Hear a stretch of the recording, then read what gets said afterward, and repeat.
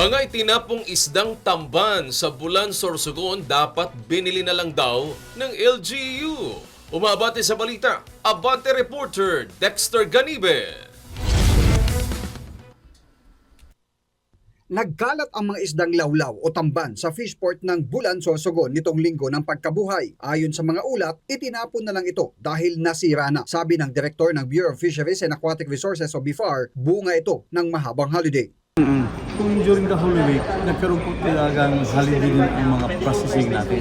May 7 anyang processing plant sa lugar pero lahat ay sarado. Dahil Holy Week, wala rin anyang traders na dumating sa kabila ng maraming huli ng tamban sa lugar. Sabi ni Senate Committee on Agriculture Chairman Kiko Pangilinan, dapat sumaklolo na rito ang LGU at ilang ahensya ng pamahalaan.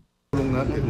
Sana yung isda na yun ay binili ng DOH Regional Hospitals, yung mga BJMP at mga LGU. Sa pagdinig ng komiteng pinamumunuan ni Pangilinan, aminado ang ilang opisyal ng Department of Agriculture na kulang ang tulong nila sa mga magsasaka at mangingisda. Pero nasa planning stage na raw ang DA para magdala sa Metro Manila ng mga labis na mga produksyon mula sa mga lalawigan. Programa, we are having the planning now on how to get the tracking logistics.